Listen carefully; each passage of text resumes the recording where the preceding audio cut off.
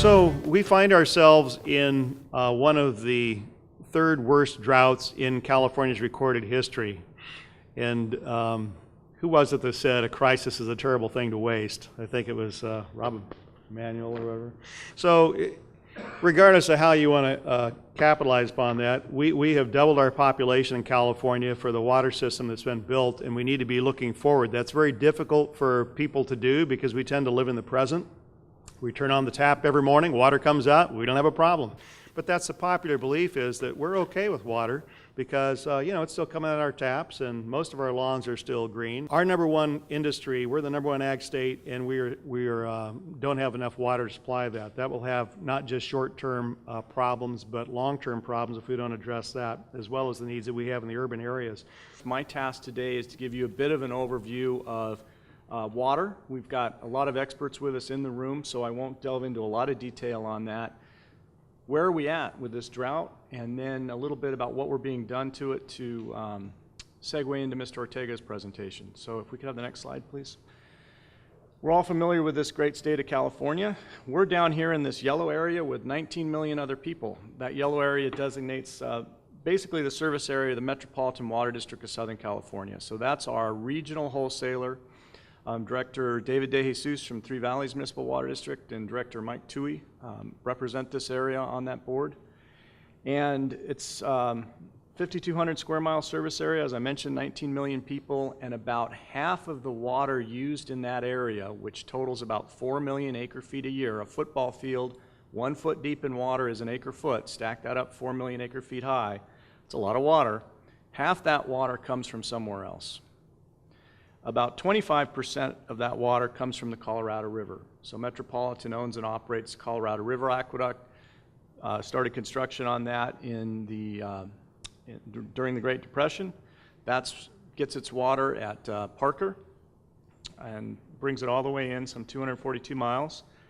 And then we have, of course, the State Water Project. We're familiar with that. You see that as you drive up the 5 and the 99. Roughly another 25% in a good year, this not being one, comes from the State Water Project. We have the Owens Valley on the eastern part of the Sierra, and the infamous and famous Los Angeles Aqueduct, owned and operated by the city of Los Angeles. That brings in water from the eastern part of the Sierras.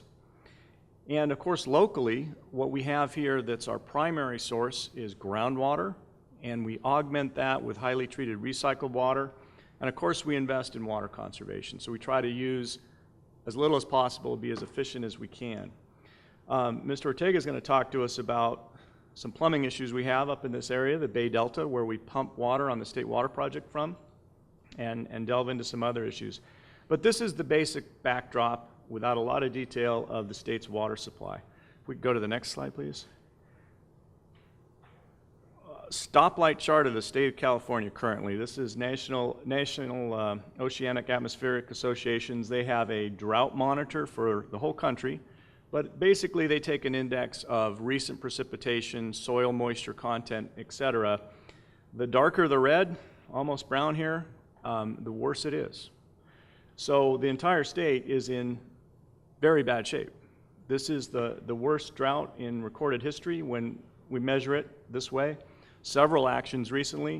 Of course, back in January, the governor had an emergency declaration recognizing the situation. Only a 5% allocation on the State Water Project. Metropolitan Water District contracts with the state for almost 2 million acre feet a year. Only got 100,000 acre feet in 2014. But what we have here, again, a view of the state, the locations of the major reservoirs, and these bars show you a gas tank, if you will. That total size of that bar is a full tank. The red line, if you can see it on there, that goes through that bar is where that tank is on average at this time of year. The blue is where they actually are today. So you'll notice that all the blue are well below a full tank and well below what the average is for this time this year. Stating the obvious, you're all familiar with what a watershed is. This green area denotes the San Gabriel River watershed, with the river really paralleling the 605 freeway. Most of the water that here in the San Gabriel Valley we benefit from emanates from the San Gabriel River, San Gabriel Mountains, the watershed up coming through Azusa Canyon. We're over towards the east side of that, towards Puddingstone, down south of Puddingstone there.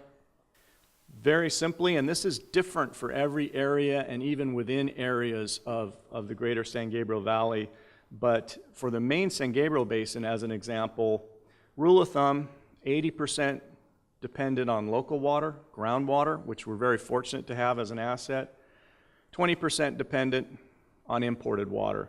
That imported water comes to us all the way from the San Joaquin-Sacramento Delta, where those two rivers converge up by the San Francisco Golden Gate Bridge. It also comes to us through Metropolitan's Aqueduct, as I mentioned. Here you see Lake Mead that you're familiar with on the bottom left, and that classic bathtub ring as that starts to get drawn down. Lake Mead today on the Colorado, 43% of capacity. And then over on the right, we see a picture that you're probably familiar with as you drive up Highway 39 in Azusa Canyon. The first dam that you come to, originally constructed by the city of Pasadena, today owned and operated by LA County Flood Control, is Morris Dam, and that's the spillway structure of Morris Dam. You might notice there's a little bit of white water down in the bottom right corner of that picture. That's water that's coming to supplement our groundwater supplies all the way from the San Joaquin-Sacramento Delta, almost some 600 miles away. So that's how we put water back into the groundwater basin. How far behind are we? What are we looking at here? We're looking at rainfall measured as a percent of average. So this black horizontal line that cuts through this chart is showing us 100%. That's average. We get about 18.5 inches of rain a year here in the San Gabriel Valley. You probably remember 2005, a very wet year. That's that high bar, 247% of average. A year like that is what's carrying us through today. Recently, 2012, 13, and 14, significantly less than average. So to get back to just average conditions, we would have to have 36 inches of rainfall before we even start next winter. So we have never been this far behind on the rainfall curve before. Next one.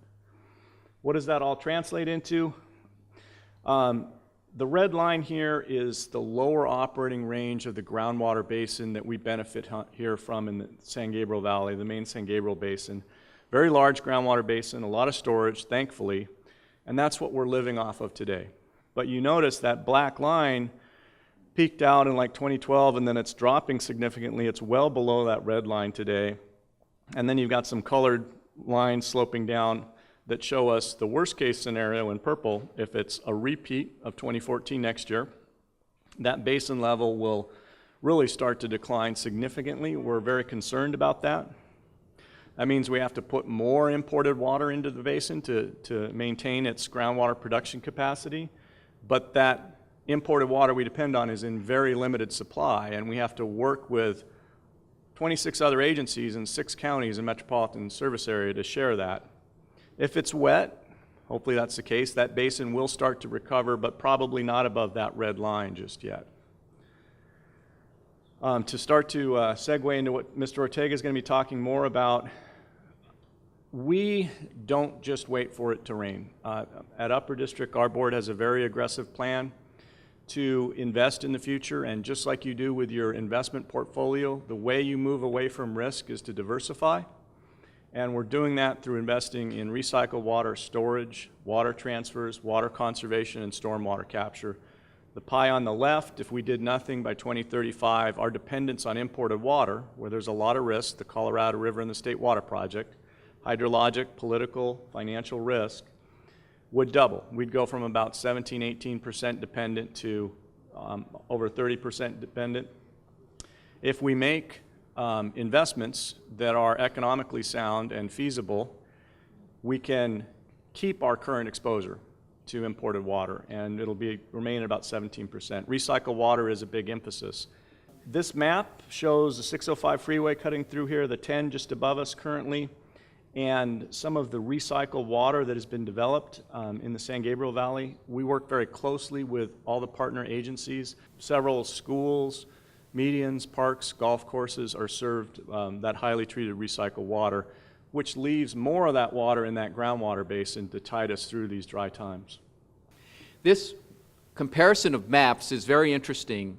This was two comparisons of the snowpack in the Southwest around California between January 2013 and January 2014. As you can see, it's a stark contrast, given all of the snow that is very obvious in the first map and the lack of it in the second map. When the senator talked about storage and why it's so important, one of the things that is easy to overlook when people criticize storage, they'll say, well, why are we going to do storage? It's not snowing. We have a drought. Why are we thinking of storage facilities in California? Well, I call the reason for that the no regrets policy, because what will happen, as you'll see, is this thing going to work? Oops, let's see. Oh, as Shane indicated, our storage is not at its full capacity. But a lot of that snowpack that you saw before increasingly is not going to fall in the form of snow. It's going to fall in the form of rain. And if we don't have storage facilities to capture that rain, we won't have the water when we need it, as Shane explained. Snow is a wonderful storage facility. It's solid. It melts when we need the water in the summer months. But if it's not falling as snow, and all climate change predictions are that we're going to get, less of it, but what we're going to get is going to be in the form of liquid water, we better have the storage facilities to save it. The truth of the matter is, as Shane explained, is that we don't know, and that we can't have any regrets for doing too little in our water planning. But I think Shane covered this in terms of where we are with storage, and I think he also covered where we are with the state project allocation. But I think what this chart illustrates is why that's so important. What happens is that when we have an adequate state water project allocation, there's enough water for us to use, and there's also enough water for us to store in the groundwater basins. When we're down to a 5% allocation and we're not getting rain down here, it's a problem. When you look at planning of our water system going back to the 1970s and even into the 1930s, the projection was that one of the three areas of our water sources would be in drought. It would either be Northern California, it would be here, or it could be the Colorado River.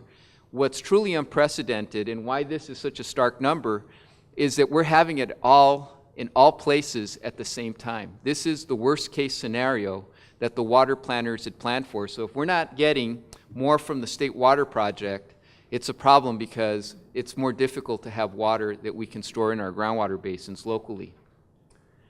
So the Bay Delta is the hub of California's water supply system. I think Shane explained how it relates to Southern California. But you have also different locations in California that are dependent on the Bay Delta. We don't have all that water to ourselves. And you can see here that the hub of our food growing region, the Central Valley, depends on the Bay Delta for 23 to 90% of the water supplies. You have Southern California for about a third. The Bay Area, which claims that this is their water, about 33%. And some regions, like in San Diego, they're 100% dependent just about for their water supply from this source. So it's of strategic importance to California that we address what's happening in the Delta. Water supply is what we all think about, but there are threats to this water supply when we have a drought that become exacerbated from other sources. A key threat is salt. What people don't recognize about the San Francisco-San Joaquin Bay Delta is that it's an inverted delta. What it means is that water doesn't always flow out. During the high tide, water actually flows into the delta. And in this illustration, you can see that in February of 2014, the salt, which is illustrated in red, was reaching pretty far deep into the delta. And in fact, this is a problem because you can't drink salty water. And it could be very damaging to our infrastructure if that water gets into the pumps and is conveyed south towards Southern California and into our farming regions. We had a little rain. I think you might remember during March, April of this year, and that's all it did. You're going to need to have a lot of rain to be able to push that salt out to the point where it's not a threat to our ability to operate the state water project. Now, the Bay Delta is very challenged. There are issues with endangered species, and one of the problems that California had is that we were dealing with a species at a time. And every time there was a new listing on the Endangered Species Act, there was a new plan to address that endangered species. I think the planners of the Bay Delta Conservation Plan have realized that you can't do it species by species, that if you're going to effectively manage the Delta, you're going to have a multi-species plan. Because if you do it species by species, the expense and the quandary and the regulatory issues that are involved would become overburdensome. Not that they're not already, but they would be in a position where they wouldn't be able to allow us for upfront regulatory assurances. You can't make investments. You can't spend all of this money on storage, on local groundwater programs, when the hub of California's water system has regulatory uncertainty. Because you've got to be able to demonstrate that you're going to have water and that water is going to be able to generate revenues when you actually sell it to consumers. So the multi-species protection, upfront regulatory assurances are key, and we have to address the habitat conservation for the long term. The risks are embedded. I think I already spoke enough about the Endangered Species Act, but you also have subsidence. The Delta is an area, we talk about restoring the Delta, but when you think about what happened in the Delta over the last 150 years, it was altered. It was altered as the Delta levees were raised to allow land for farming. It's part of one of the most productive rice-growing regions in the United States. But what has happened is, as you've had organic matter decomposed, you have had the level of the Delta levees, which are of course delicate, but you have also had the levels where the farming actually takes place oxidize, and it's declining. And if you're lucky and get to go on one of the MWD's trips in the Delta, you'll see that when you're on the levees, the water level is higher than where the actual land is, which means that we're in great danger if we ever have an earthquake, because we would have big problems from the erosion and the destruction of those levees that could allow that salt water that I was talking about earlier to rush into our pumps and put us in a position where we wouldn't be able to get fresh water from the rivers that currently supply us that water.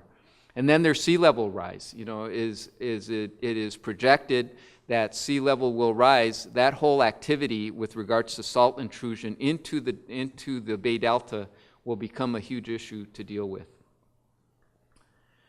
So there is a plan in the Bay Delta restoration plan to basically help to preserve 57 species, to restore 145,000 acres, and to reduce the reverse delta flows that could be a problem with salt. So, once all that is said and done, why would we all pay for that? There has to be some kind of a benefit for the region if we're going to be motivated to fix the Delta. I'm not so sure that we can talk about restoring it. And the solution for a long time had been that we would build a peripheral canal. If you were around in 1982, there was an initiative on the ballot that was roundly defeated that would have built a canal that would have bypassed the levees and delivered the water directly to where the pumps are. Well, what has happened in the years since then is that all of that area, or much of that area, has been developed or put into some other economic use, and it would be nearly impossible to get the rights of way to get that land to build a conveyance system to deliver this water. So the solution, well, here's the East Canal that had been proposed, is to instead, and here's the West Canal that was proposed, but the solution is long been through Delta. This is how we've been trying to manage it. You try to manage what's going on within the Delta system itself to get the water into the pumping stations. But the ultimate solution is what we've been talking about lately, are these tunnels. These tunnels would go under the delta.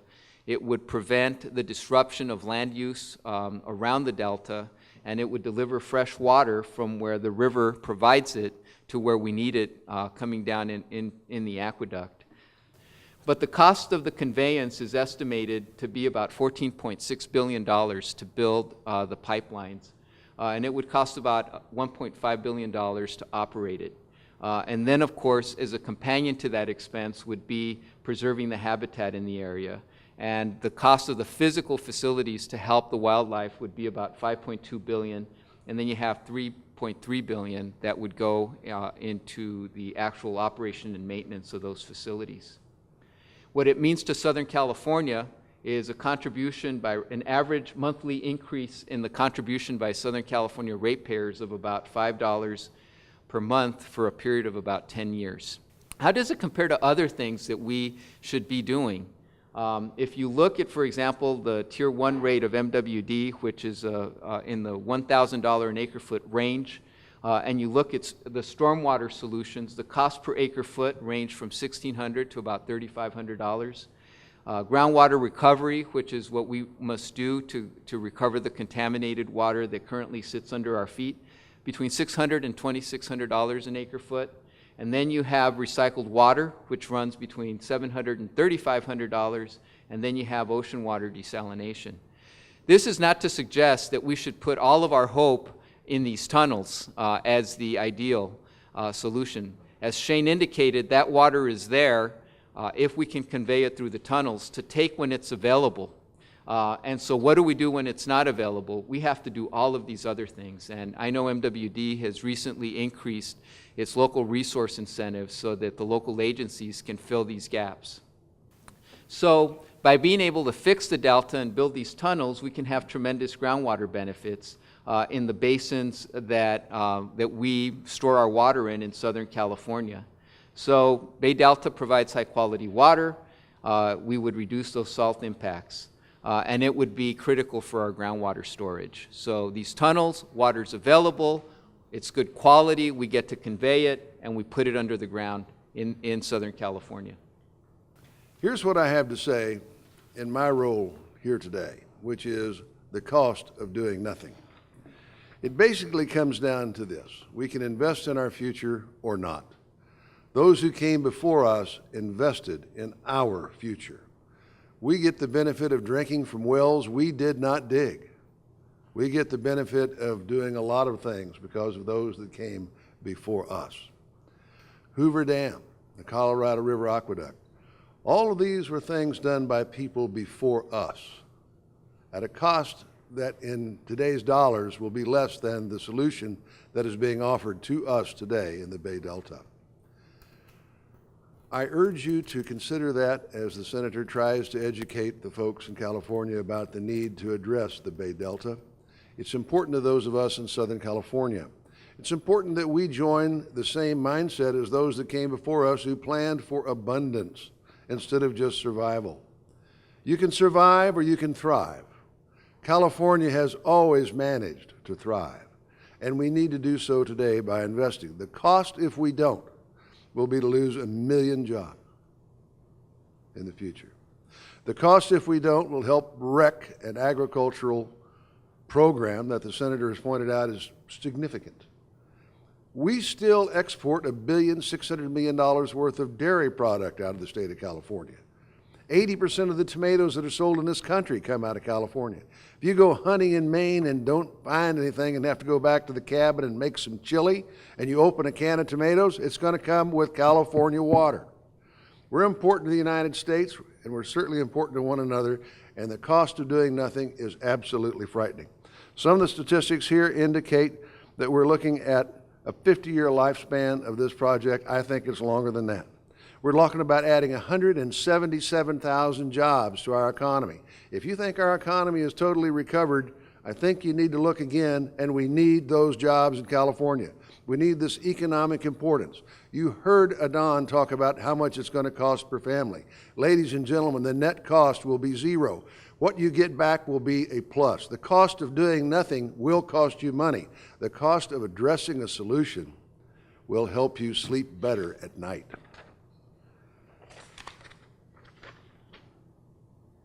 The cost of doing nothing.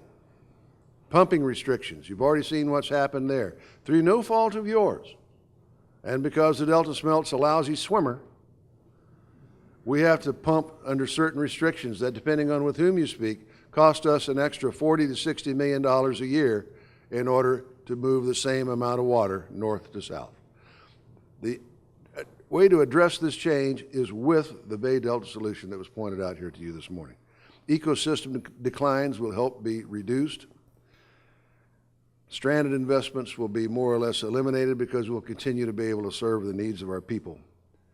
If we have a 3-year disruption of water service, which could happen with liquefied levees, we could have a $40 billion estimate of damage to the California economy. Excuse me, $40 billion. In a separate study in Orange County, between the Municipal Water District of Orange County and the Business Council, we discovered that if we were to lose the Deemer treatment plant, one treatment plant, one, for 30 days in Orange County, it would cost $1.4 billion.